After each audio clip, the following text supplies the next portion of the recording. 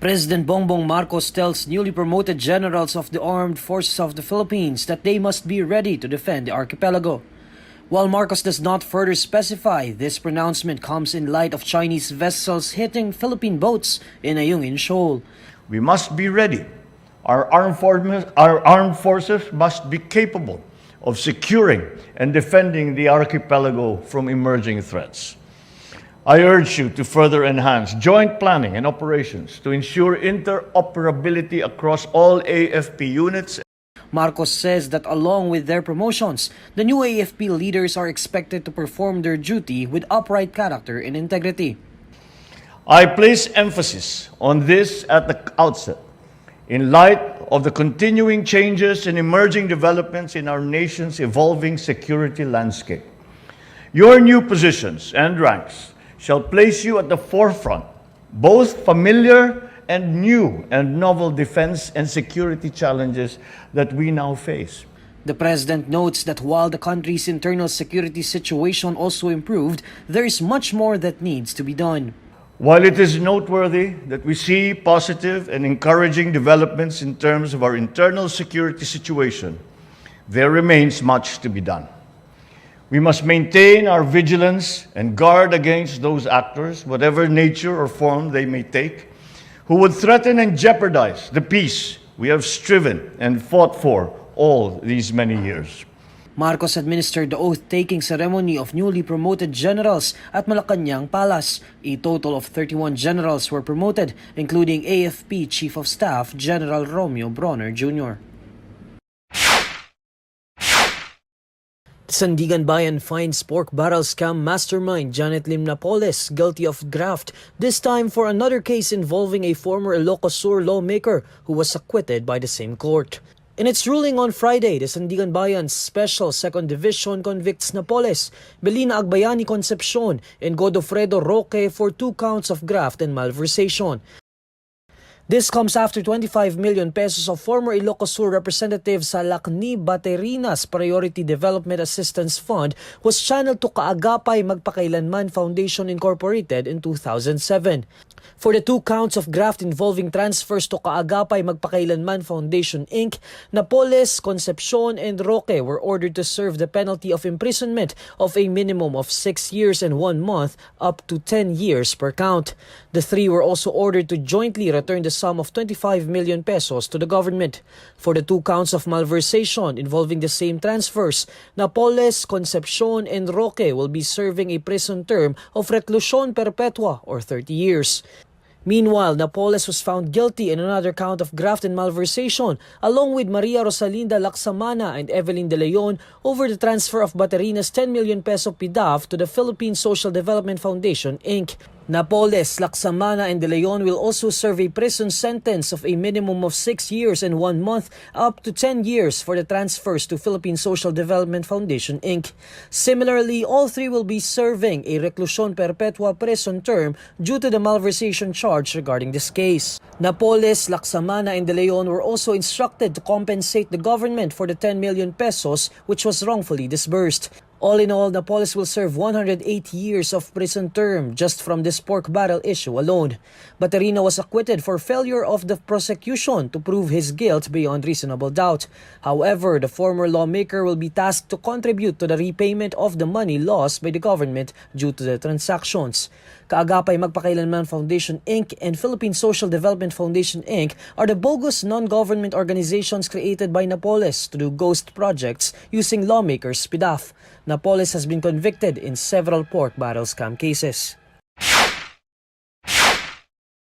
Israeli ambassador to the Philippines Ilan Flus says the 2 missing Filipinos in war-torn Israel were likely kidnapped. In an online interview, the envoy says their kidnapping is likely but adds that there is no final exact information if they have been kidnapped or not. Citing the Israeli government, a Reuters report disclosed that militant group Hamas held captives with different nationalities, including 2 Filipinos. The Department of Foreign Affairs earlier confirmed that 2 Filipinos remain unaccounted for amid the Israel-Hamas war. However, the agency said it was still verifying reports of 2 Filipinos being held hostage. Meanwhile, 4 Filipinos have been killed so far due to the ongoing conflict. The Philippine National Police says it will go on full alert level status starting Saturday, October 28 for the barangay and Sangguniang Kabataan elections on October 30. According to PNP Chief General Benjamin Acorde Jr., raising the status to full alert means that 100% of the police force will be doing their assigned roles in securing a safe environment during the electoral process.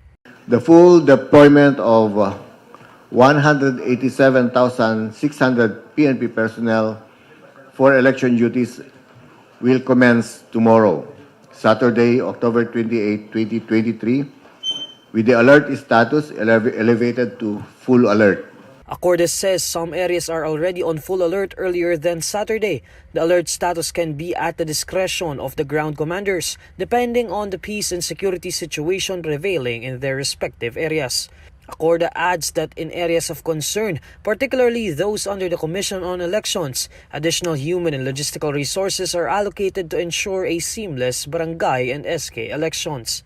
Meanwhile, the police chief says their threat assessment shows that peace and order is generally observed in the country, despite reported election-related shooting incidents in the Bangsamoro Autonomous Region in Muslim Mindanao and Masbate. We are giving assurance that we are on top of the situation and kontrolado po ang peace and order. Our message to the public is clear. Election day will remain under our control, and we will not tolerate any disruptions or threats to the peaceful exercise of your right to vote. Masbate Police Chief Lieutenant Colonel Ariel Neri earlier clarified that the shooting incident in Masbate City did not meet a particular parameter that would classify it as poll-related. He said electoral proceedings are not affected as detention in the barangay east after police intervention. Meanwhile, the PNP earlier assured the public that the situation in Cotabato City remained manageable. An urgent police manhunt entered its second day late Thursday for a man accused of gunning down 18 people at a bowling alley and a bar in the U.S. state of Maine.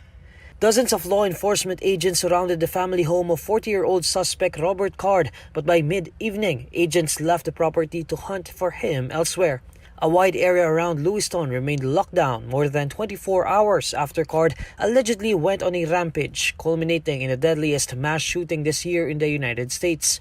13 people were also wounded. Governor Janet Mills said the suspect was considered armed and dangerous, and police advised the public not to approach him under any circumstances. Surveillance footage showed Card pointing a semi-automatic rifle as he walked into a bowling alley on Wednesday. U.S. media reported that Card, who is a member of the U.S. Army Reserve, had recently been sent for psychiatric treatment after he said he was hearing voices. U.S. President Joe Biden mourned what he called yet another senseless and tragic mass shooting. Biden called Maine's governor to offer federal support and ordered flags to be lowered to half staff at the White House and all government buildings.